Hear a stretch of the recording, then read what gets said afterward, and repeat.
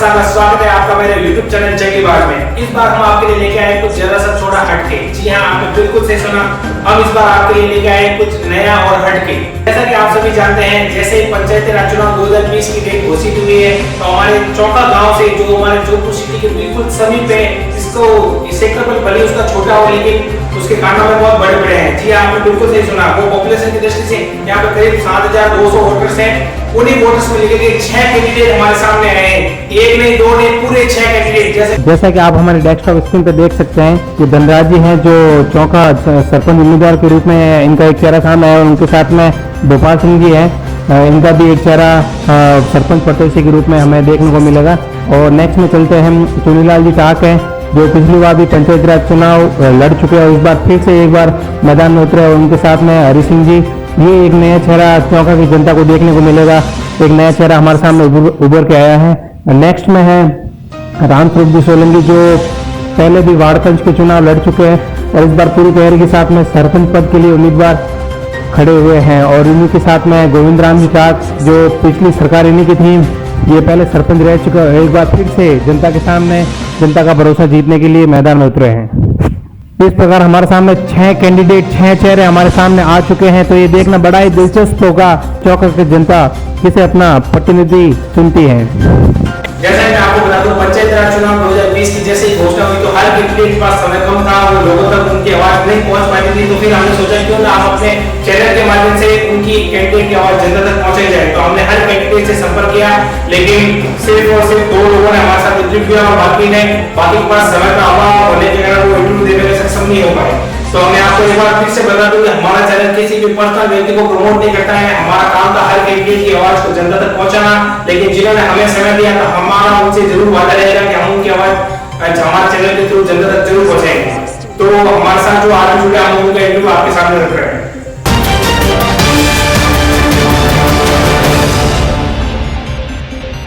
नमस्कार सर, स्वागत है आपका हमारे चैनल पे। नमस्कार सर। सर, आपका हमारी जनता की तरफ से आपका पहला सवाल है कि जनता को आप अपने बारे में कुछ 2 शब्द बताइए। मैं रामस्वरूप सोलंकी चौका से इस बार सरपंच का उम्मीदवार हूँ। मेरा नाम धनराज प्रजापति है और मैं चौका नयापुरा निवासी हूँ और व्यवसाय में मेरा मैकेनिक का काम है। मैं भारतीय जीवन बीमा कंपनी का अभिकर्ता हूँ। पिछले 20 वर्ष से अभिकर्ता के रूप में कार्यरत हुए। जनता के समक्ष हमारा दूसरा सवाल है कि आप राजनीति में कितने समय से सक्रिय हैं और राजनीति में क्यों आना चाहते थे? मैं पिछले राजनीति में 20 वर्ष से सक्रिय हूँ। मैं राजनीति में वैसे तो पिछले 10 सालों से सक्रिय हूँ इस राजनीति में। पिछले 70 वर्षों में गांव की मूलभूत समस्या आज भी आज़ादी के बाद में भी उसी समस्या से जूझ रहे हैं। उन समस्या को निजात दिलाने के लिए इस बार मैं युवा उम्मीदवार के रूप में जनता के सामने एक नई मिसाल पैदा करना चाहता हूँ। जो अपने समाज में गरीब निस्सहाय लोग हैं उनकी सेवा करनी।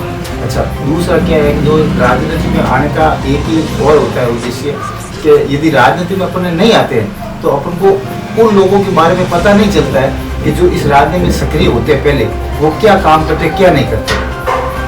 बिल्कुल, कि किसी भी व्यक्ति जो अपने चुनाव में उम्मीदवार जो खड़े हुए हैं उसकी अधिक शिक्षा या कम शिक्षा क्या उसके राजनीतिक करियर पर असर डालती है, इस बारे में आपसे क्या कहना है? बिल्कुल सही है। आज के इस प्रतियोगी युग में और 21वीं सदी के इस युग में शिक्षा बहुत ही महत्वपूर्ण है।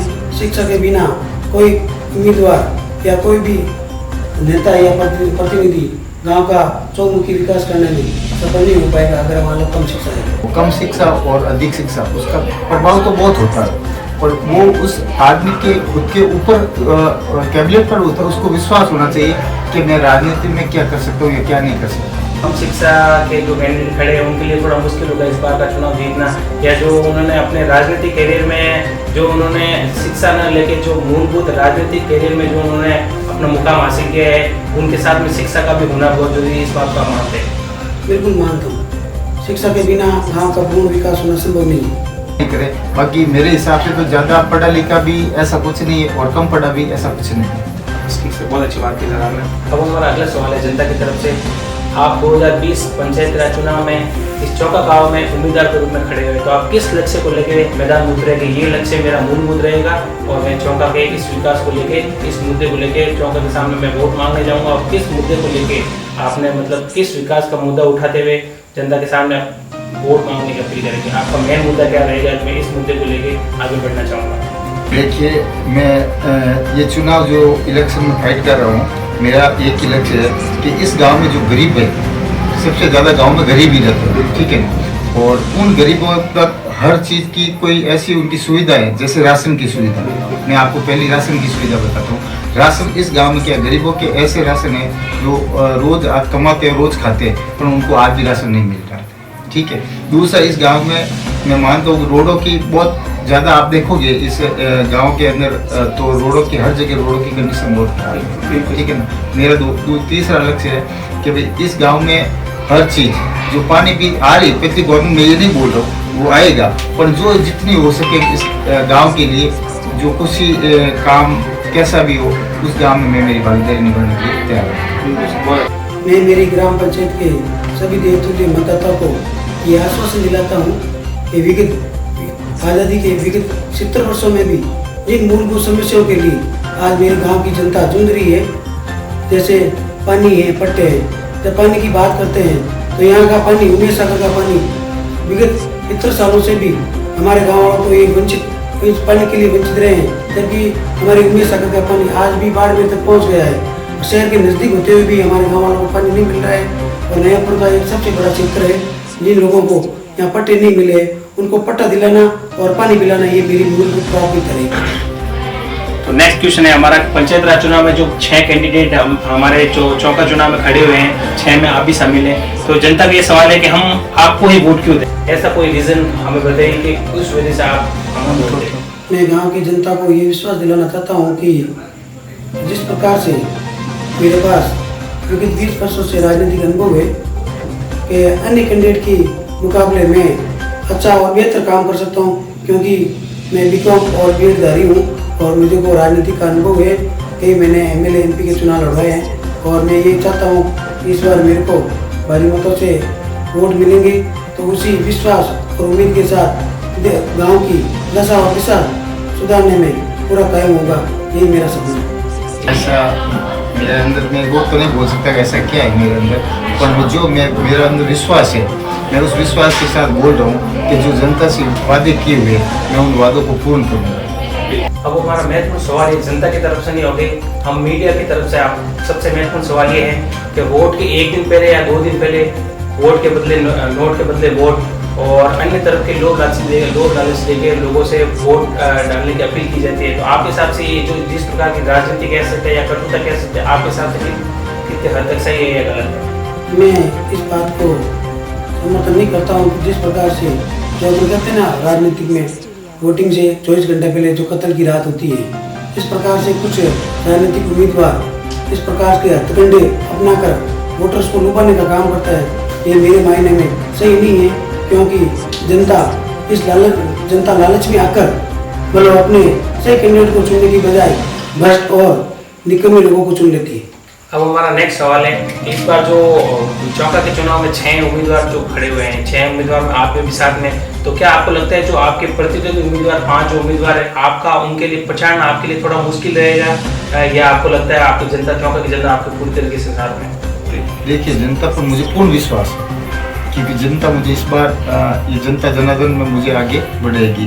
उसका कारण है कि जो जनता से मैंने वादे किए हैं, मैं वादे पूर्ण करने पाऊँगा। मुझे मेरी देवतुल्य गांव की 7,500 मतदाताओं पर पूरा भरोसा है कि वो लोग मेरे को 100% वोट देकर विजयी बनाएंगे, क्योंकि अन्य कैंडिडेटों के मुकाबले मेरा राजनीतिक अनुभव पिछले 20 वर्षों रहा है और मैं LIC के अभिकर्ता के रूप में जनता के बीच में समर्पित होकर जनता की सेवा की है मैंने। तो इसमें मेरे को ये लगता है कि मैं उनसे बेटर काम कर सकता हूँ, क्योंकि मैंने मेरे स्टूडेंट लाइफ में और ये मेरी जन्मभूमि और मेरी कर्मभूमि रही है। तो इसमें सभी माताओं बहनों का और मेरे युवा जोशों का, युवा लोगों का पूरा सहयोग है। इसी आशा के साथ मैं ये कह सकता हूँ और मुझे खुशी है कि मैं इस लोकतंत्र के महाकुंभ में जिस प्रकार से चुनाव लड़ रहा हूँ, जनता अप्रत्याशित निर्णय करेगी, ये मुझे पूरा भरोसा है। अब हमारा नेक्स्ट क्वेश्चन है कि जो अभी कोविड-19 जो कोरोना की महामारी चल रही है, उस रिगार्डिंग जो जिस दिन चुनाव होंगे उस दिन जनता को लेकर आप क्या मैसेज देना चाहते हैं? मैं मेरी गांव की जनता से ये निवेदन करूंगा कि भारत सरकार और सरकार की जो कोविड-19 की गाइडलाइन आई है उसको फॉलो करते हुए सभी मतदाता सिस्टम को फॉलो करते हुए अपना मत देवे और शांतिप्रिय ढंग से चुनाव को पूर्ववत जिस प्रकार से विगत 70 वर्षों से चुनाव हुए इस प्रकार के चुनाव हुए और आपसी सौहार्द और आपसी मिठास और भाईचारा बने रहे, यही मैं संदेश देना चाहूँगा। मैं उस दिन जनता को यही मैसेज दूंगा कि आप वोटिंग करना है तो मास्क लगा के आए। अच्छा, दूसरी बात सैनिटाइजिंग व्यवस्था रहेगी तो सैनिटाइजिंग बिल्कुल आपको हाथ सैनिटाइज करके फिर अंदर जाना है। और ज़्यादा से ज़्यादा मेरा ये निवेदन रहेगा जनता से कि भाई आप भीड़ इकट्ठी ना करके एक दूसरे अपने अपने टाइम पे वोट देके अपने अपने घर जाओ। अब हमारा अगला सवाल आपसे ये है कि आपको क्या लगता है कोई भी नया उम्मीदवार जो राजनीति के दाव पेच कम जानता हो या वो नए हो राजनीति में, वो अगर राजनीति में आए तो सही है, या आपको लगता है कि कोई पुराना आदमी जिसको राजनीति का दाव पेच आते हो या राजनीति का उसका पूरा नॉलेज हो वो अगर सत्ता में आए तो सही रहेगा? आप इस बार क्या कहना चाहेंगे? देखो, लोकतंत्र में नए व्यक्ति को भी चुनाव लड़ने का अधिकार है और पुराने व्यक्ति को चुनाव लड़ने का अधिकार है। जहाँ तक नए व्यक्ति की बात करता हूँ, अगर कोई कैंडिडेट नए रूप में उतरकर अपना राजनीतिक कैरियर शुरू करता है तो उसको शुरुआती दौर में बहुत कठिनाई आती है, क्योंकि उसको राजनीतिक शिक्षा की कमी रहती है। वो किसी कार्य को करने से पहले अपना 2 साल, प्रथम 2 साल 3 साल खराब करेगा, इससे गांव पिछड़ सकता है। फिर रही बात पुराने व्यक्ति की, जो पुराने व्यक्ति होते हैं या कैंडिडेट होते हैं उनको राजनीतिक अनुभव तो है, परंतु वो क्या है, उस राजनीतिक अनुभव का दुरुपयोग करते हैं, जनता का काम नहीं होता है और वो अपना दाव पेच खेलकर लोगों को भ्रमित करते हैं और गंदी राजनीति को पैदा करते हैं। जहाँ तक राजनीतिक नए और पुराने की बात करते हैं, सभी का समावेश होना चाहिए। जहाँ जरूरत पड़े नए व्यक्तियों का भी समावेश हो, जहाँ जरूरत पड़े पुराने व्यक्तियों का भी समावेश हो और उन लोगों का आपसी कॉम्बिनेशन अच्छा होगा तो गाँव का विकास होगा। मैं तो ये चाहता हूँ कि मेरे पास दोनों, मैं मेरी जिंदगी का भी बताता हूँ, मैं पहली बार चुनाव लड़ रहा हूँ और उससे पूर्व मैंने भी पंचायती राज में 2010 का वार्ड पंच का चुनाव लड़ा है और उस समय मैंने करीब 1.5-2 करोड़ का काम रहा था। जनता ने मेरे ऊपर भरोसा किया, उन भरोसे पर खरा उतरा हूँ। इस बार भी मिशन 2020 सरपंच का चुनाव लड़ने जा रहा हूँ और इसमें मुझे को मेरे गाँव की जनता निश्चित तौर से मेरे को विजय सिद्धि दिलवाएगी और मैं गाँव में ऐतिहासिक ऐसे फैसले करके गाँव की नई दशा और दिशा सुधारने में कायम होगा। इसी आशा के साथ मैं कहता हूँ कि मेरी गांव की जनता मेरे साथ रहेगी। नहीं, ऐसा कुछ नहीं है, नया पुराना वाली ऐसी कुछ नहीं होती है। पर हाँ, ये भी होता है कि जैसे पुराना आदमी है उसकी जो रणनीति होती है, यदि वो उस पर खरा न उतरे तो अपन को नया अवसर लेना ही पड़ता है, ठीक है। और दूसरा ये है कि जो वादे करते हैं अपन, यदि वो वादे नया भी नहीं निभाएगा तो उसको आगे की राजनीति नहीं मिलेगी, ठीक है। 1 साल से नहीं होता है, 5 साल से होता है। 5 साल बाद इलेक्शन तो आने ही आने, वो अपना काम करेगा, जैसा काम करेगा उस हिसाब को उसे आगे वापस चुनना होगा। बिल्कुल, बहुत बहुत आभार सर आपका, जो आपने इस चुनाव के प्रचार के टाइम आपने हमारे चैनल को टाइम दिया है। तो आपने जिन सवालों का जवाब दिया है तो हमारा पूरा वादा रहेगा कि आपके सवालों के जो आपने जवाब दिए है वो हम जनता तक पहुँचाए, ये हमारा आपसे वादा रहेगा। नमस्कार सर। नमस्कार। और आपको चुनाव की अपील बताइए। मैं मेरी ग्राम पंचायत के देवतुल्य मतदाताओं से निवेदन करना चाहूँगा कि मेरा चुनाव चिन्ह रोड लाइट है। आप 5 नंबर पर ईवीएम मशीन पर बटन दबाकर मुझे विजयी बनाएं। धन्यवाद। फिर गाँव वासियों, मैं आपके समक्ष ग्राम पंचायत चौखा के सरपंच पद पर उम्मीदवार हूँ। यदि मैं आप द्वारा किए हुए वादे सुनते हुए निभाऊंगा और इसीलिए आप मुझे सरपंच के इलेक्शन पर बेल्ट नंबर 3 गुब्बारे के निशान पर वोट मत देकर भारी मतों से विजय बना।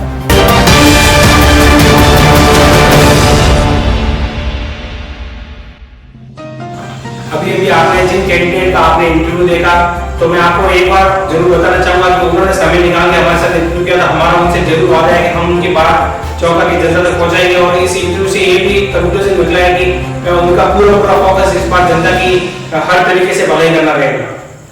इस बार जो 6 कैंडिडेट मैदान में उतरे हैं तो एक चौका की जनता की देखना बड़ा ही दिलचस्प रहेगा, तो वो किसे अपना पूर्ण समर्थन देके अपना प्रतिनिधित्व चुनती है ये देखना बड़ा ही दिलचस्प रहेगा। हमारे चैनल की तरफ से निवेदन रहेगा कि सरपंच आएंगे, सरपंच जाएंगे, लेकिन हर आदमी का एक दूसरे के प्रति अपना तालमेल खराब नहीं होना चाहिए, ये हमारा आपसे निवेदन रहेगा। अगर आपको हमारा ये वीडियो पसंद आया तो प्लीज प्लीज प्लीज हमारे इस वीडियो को लाइक करो और कमेंट करके हमें जरूर बताइए कि इस बार चौका पंचायत चुनाव 2030 में कौन सा कैंडिडेट बाजी मारेगा। जो अपना आपका फेवरेट कैंडिडेट है हमें कमेंट बॉक्स में जरूर बताइएगा और आप हमें कमेंट करके ये भी जरूर बताइए कि कौन सा कैंडिडेट इस बार बाजी मारेगा। इस वीडियो को जल्दी से जल्दी सारे लोगों के साथ शेयर करो और इन कैंडिडेट की आवाज जनता तक जरूर पहुंचाएं। धन्यवाद।